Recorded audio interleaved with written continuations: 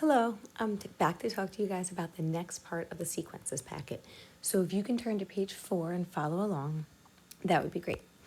Okay, now we talked about in the last video how an arithmetic sequence is when you basically add to get from one term to the next. So I'm going to highlight that here because I think that's important. Okay, we're adding to get from one term to the next. All right, and we also talked about in the last video how to write a recursive formula. We said we're going to say a sub 1 equals, and we're just going to put down whatever the first term is.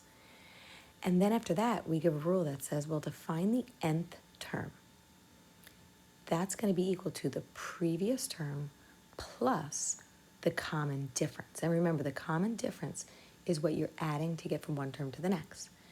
Now, what we're going to talk about today is we're also going to talk about not just how to write a recursive formula, but how to write something called an explicit formula.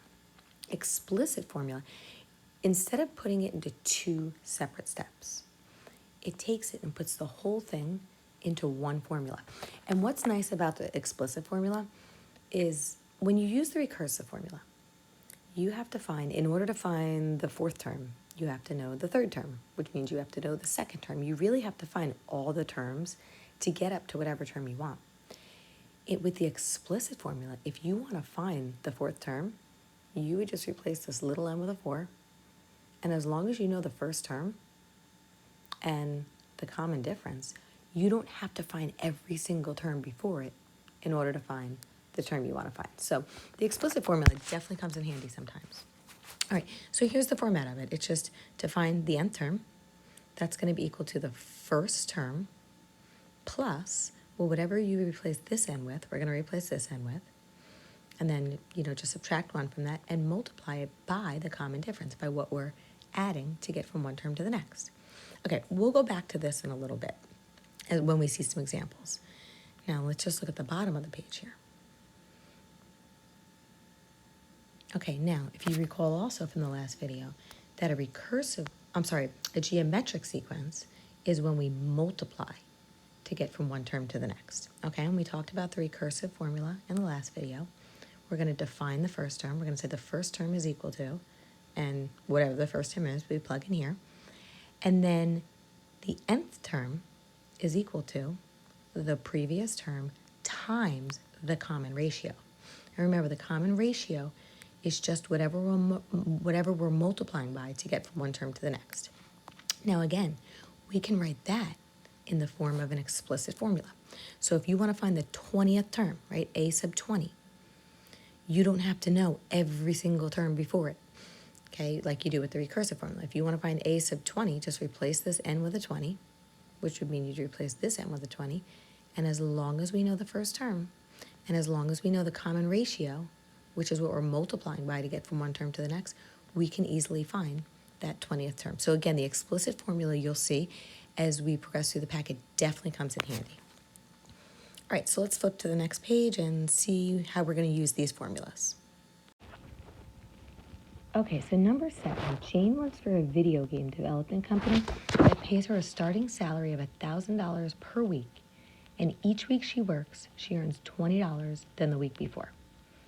Okay, in part A, if you were to graph the growth of her salary for the first 10, well, I guess I should say weeks she worked, what would the graph look like? Okay, well, first of all, since we're talking about time and money, I'm only going to use the positive portion of the x and y axis. And we know that the x-axis usually represents the time that has passed. And let's see, that would be in weeks, right? And we know that the y-axis is going to represent the salary, and that would be in dollars.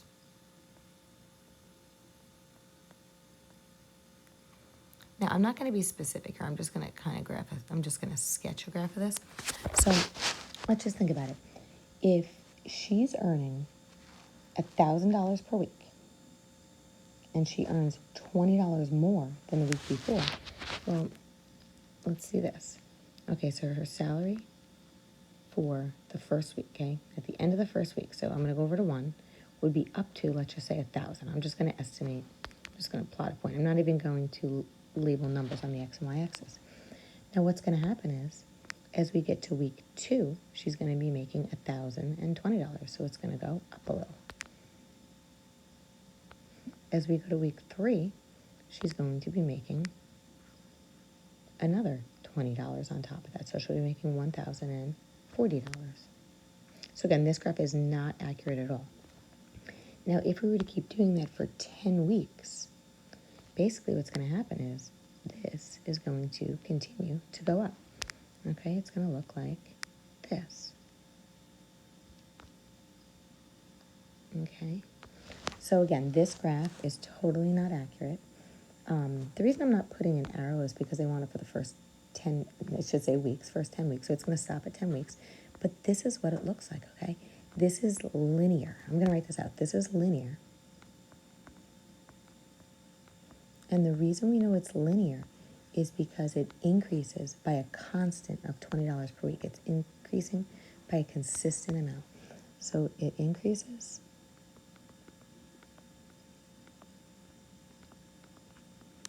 by a constant.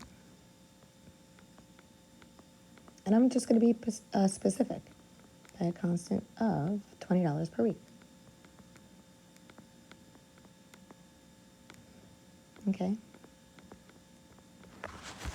So again, this is just a sketch of what it would look like. Now, part B, what kind of sequence, arithmetic or geometric, is a sequence of Jane's earning each week? Well, if something goes up by the same amount each week, it means we're adding on $20 each week, so we're adding 20 to each term. That's going to be arithmetic. Arithmetic means that we add to get from one term to the next.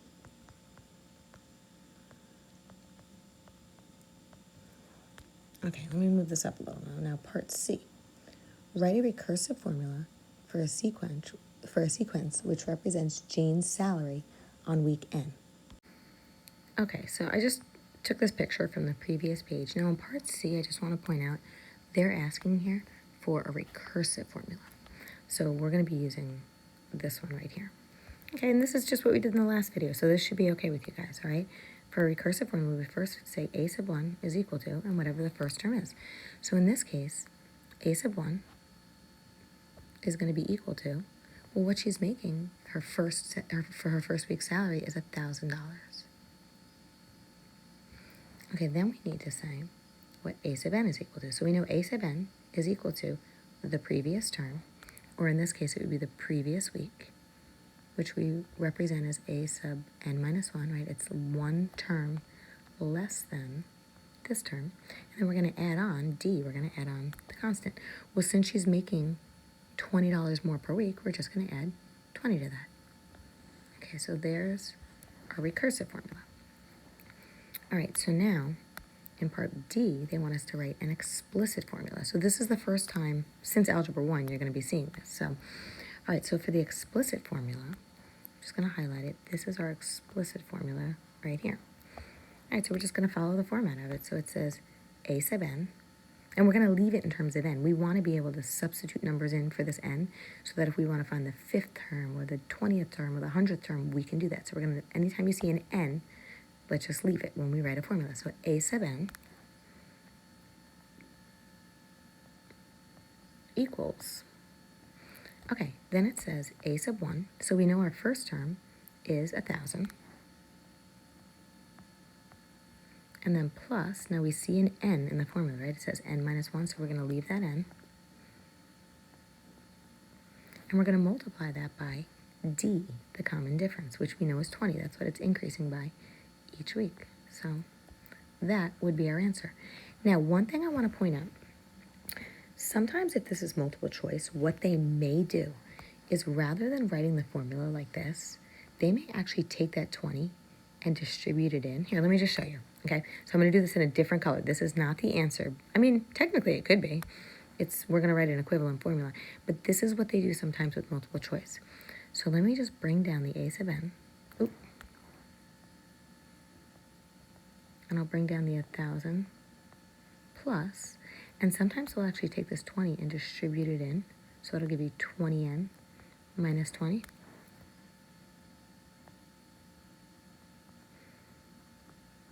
And then if you just combine your like terms, right, 1,000 minus 20 would be 980. So we could rewrite this as a sub n equals, okay, the 20n doesn't combine with anything, so I'm going to leave that as is. But again, 1,000 minus 20 would be 980. So this answer, if it was multiple choice, could be there as well. And even if it's not multiple choice, if you prefer to write it like this, I mean, think about it. This is just in the form we're used to, y equals mx plus b. This is just in slope-intercept form. Okay, so if you want to use this formation, you definitely can. Okay, so now let's take a look at number 8. It says, every year, Michael receives a 3% raise in his annual salary. His starting salary was $40,000. Okay, does a geometric or arithmetic sequence best model Michael's salary in year N? All right, well, let's think about it. If he's receiving a 3% raise, okay, so remember exponential growth? Within the parenthesis, it would be 1 plus the rate. Well, what's happening is, since it's a rate of 0.03, okay, 3%, we're taking his salary, his initial salary, and multiplying it by 1.03. So to figure out what he's making in the second year, we're going to do 40,000, right, the initial salary times 1.03. Then to find out what he's making the year after that, you'd have to multiply that again by 1.03. So since we're consistently multiplying by 1.03 to get from one term to the next, this is going to be geometric. Okay, so I just wrote this down here. It's geometric because the salary grows by a rate. I underline the word rate. When something's going up by a rate, that's always multiplication of 1.03 per year, which means, I just put in parentheses, we're multiplying the salary by 1.03 each year. So that's geometric. We're multiplying to get from one term to the next. Okay, so then part B wants us to write a recursive formula for a sequence which represents Michael's salary in year N. So we're going to use our recursive formula just like we were doing in the last video. Okay, so for the recursive formula, we first have to define our first term. So that's going to be his first year's salary, which is 40,000.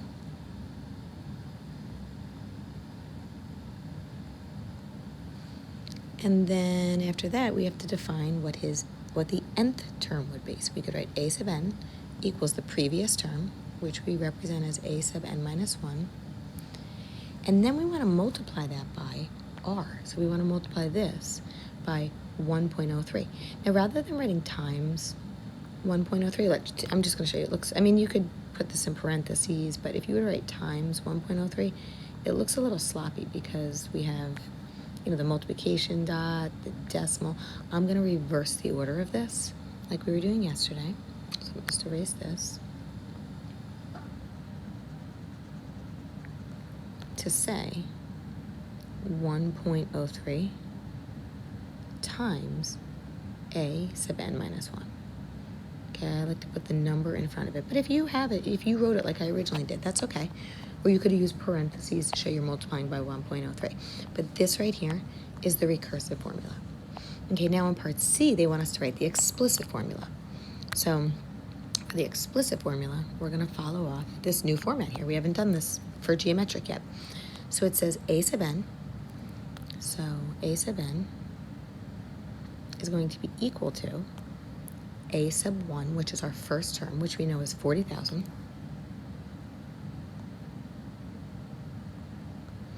And then in parentheses, I know this says just like times r. I like to put the r in parentheses, but that's up to you. You don't have to. So I like to kind of insert parentheses there.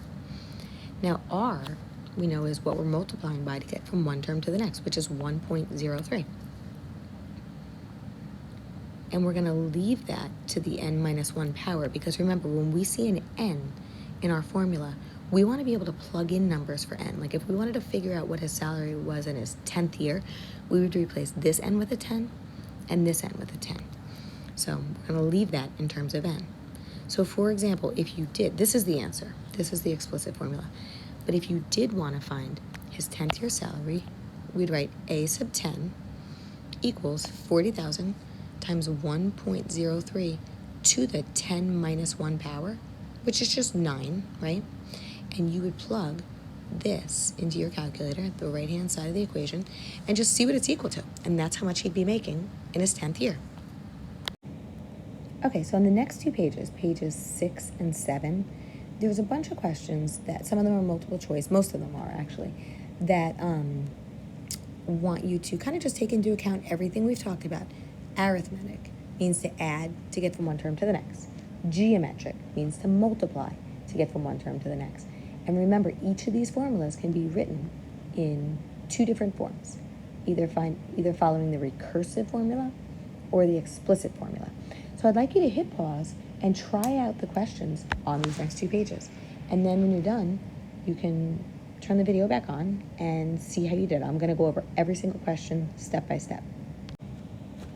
Okay, so in number 9, it says consider the following patterns. So they give us 4 patterns here. Which pattern is geometric? So it means in which one are we multiplying to get from one term to the next?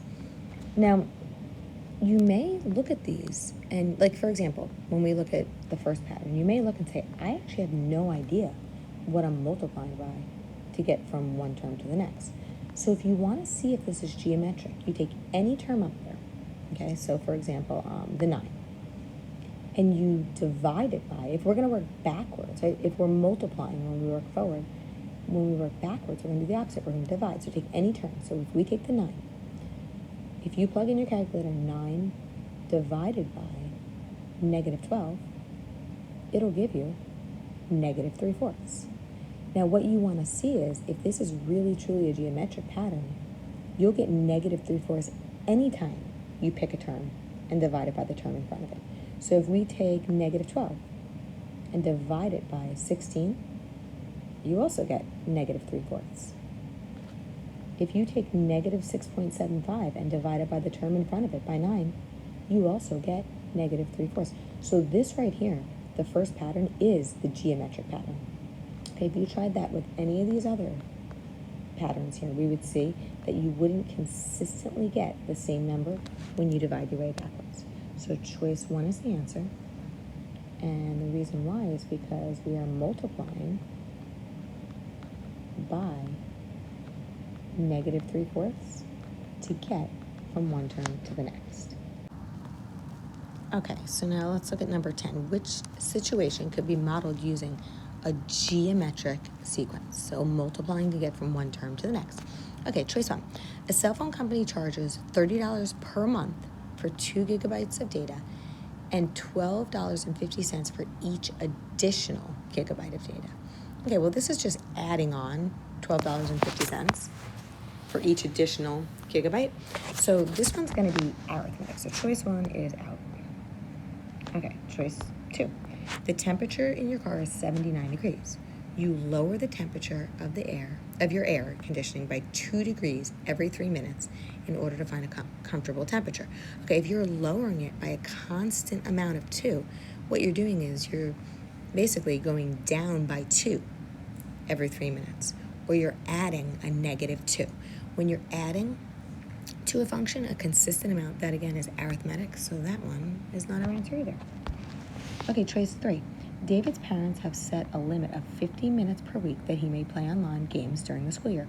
However, they will increase his time by 5% per week over the next 10 weeks. Now, when we're going up by a percent or by a rate, that means we're actually multiplying by 1 plus the rate, by 1 plus 0.05, which is 1.05. Okay, in choice 3, we're multiplying by 1.05 to get from 1 week to the next. So choice 3 is geometric. That will be our answer. And the reason why choice 4 isn't, let's just read it. Sarah has $100 in her piggy bank and saves an additional $15 each week. All right, this, she's just adding on 15 each week. So this again would be arithmetic. So that one's out too. Okay, so number 11. The formula below can be used to model which scenario? Okay, let's look at this formula. So first, they define the first term for us. And then, let me just move this over a little. We see here that to find the nth term, we multiply the previous term by 1.20. So this is really, to me, first of all, we could tell this is geometric because we're multiplying. So let me just write that out. So this is geometric.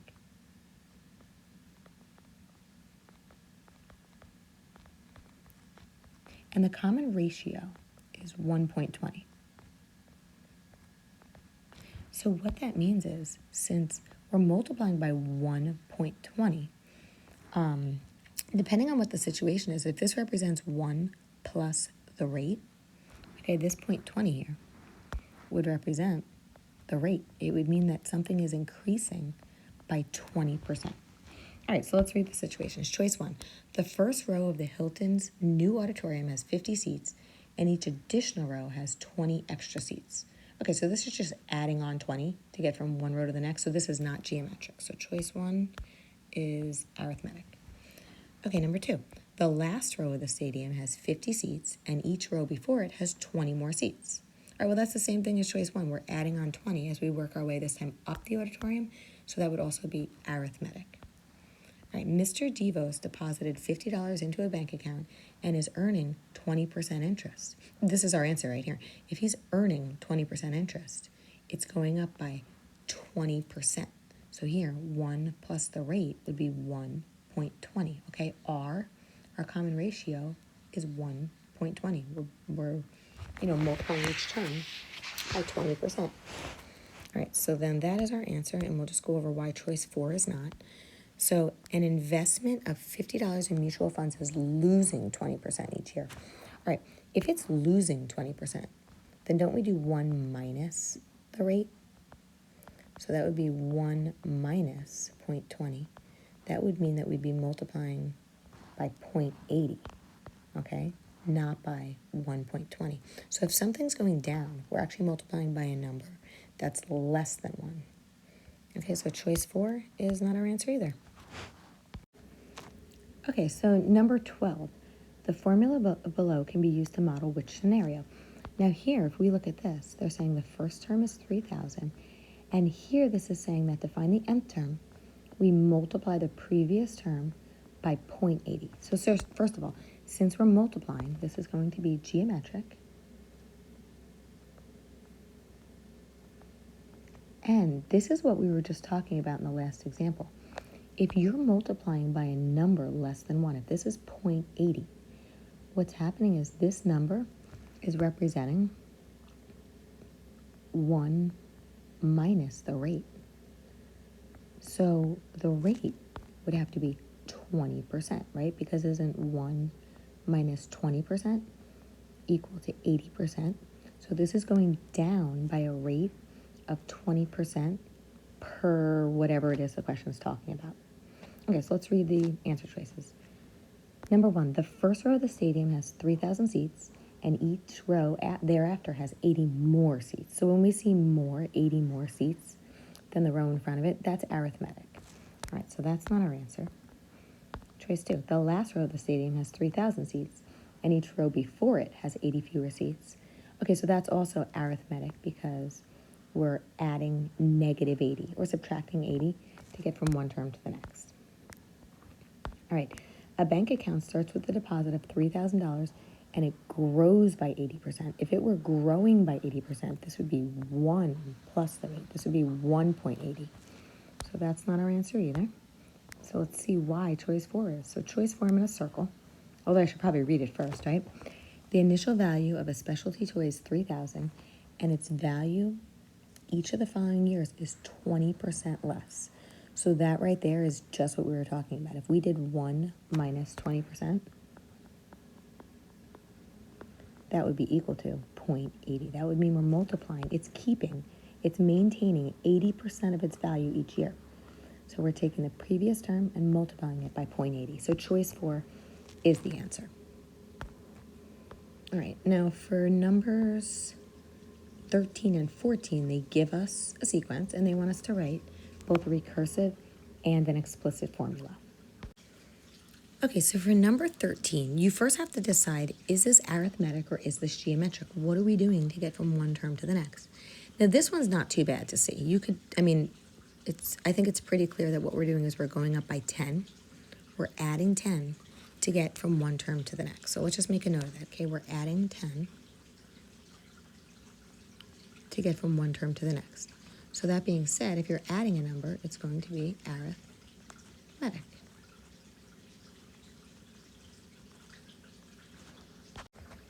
Okay, so in part A, they want a recursive formula.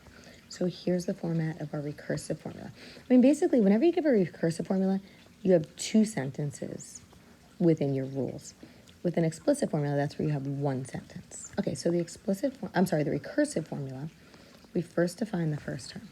So we could say that a sub 1 is equal to, and it's this first term in here, 6.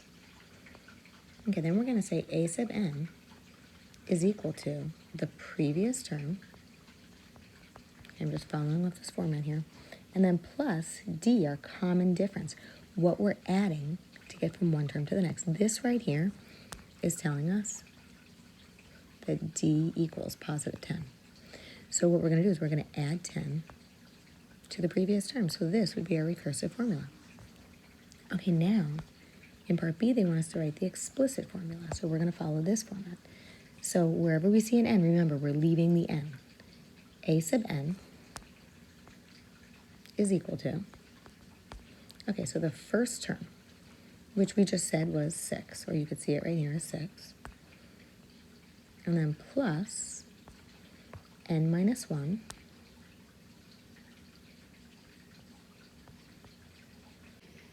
times d. So the d we already said was 10, so I'm going to put the 10 right here. And that would be my answer. And like I said in the last question, if you prefer to distribute the 10 and combine your like terms and make this a little simpler, you can. If not, this answer is totally fine. Okay, so let's just take a look at number 14. That's the last one for today.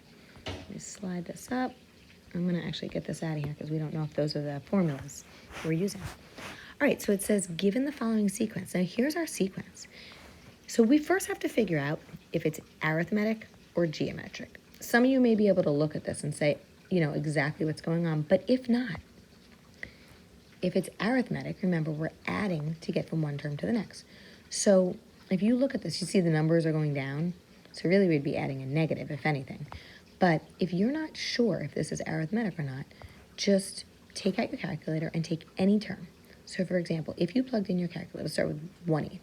If you take 1/8 and subtract the term in front of it, 1/4. Okay, I just quickly did it by hand over here. I did 1/8 minus 1/4.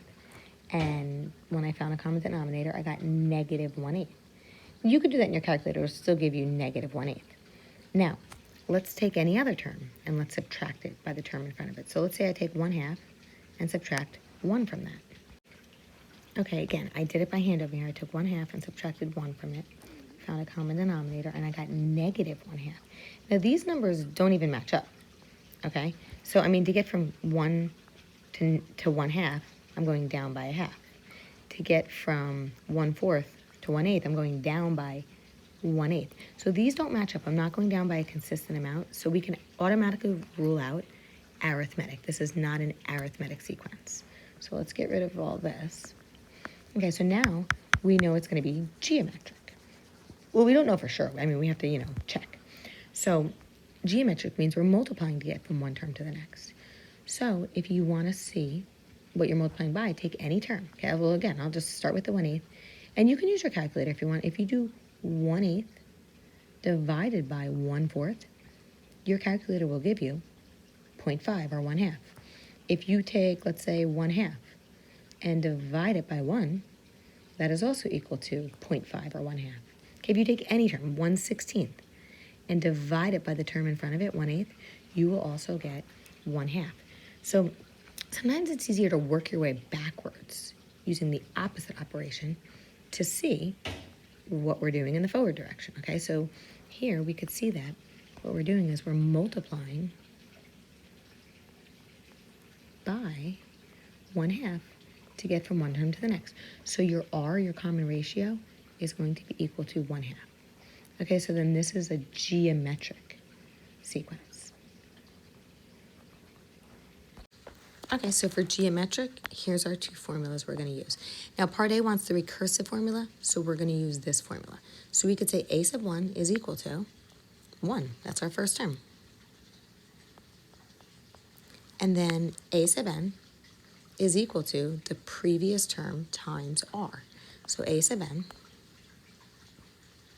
is equal to, I'm going to leave a little space to fit the r, the previous term times r. And since r is 1/2, we're going to multiply this by 1/2. I'm going to put the 1/2 right in front of it. So this would be our recursive formula.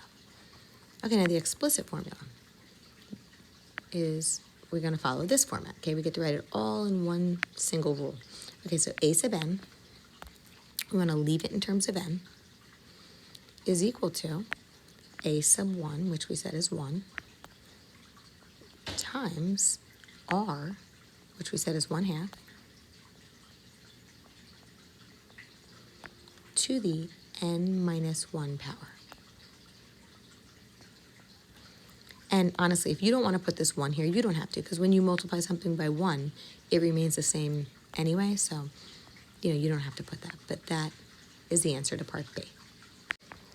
And again, just one more thing I want to point out that we spoke about in the beginning of the video is the reason why the explicit formula is nice is because if you wanted to find, let's say, the 20th term, you could just replace this n with a 20. We could write a sub 20 equals 1 times 1/2 to the 20 minus 1 power. And you would just plug in your calculator, 1 times 1/2 to the 20 minus 1, which is 19, so to the 19th power, and it would give you the answer.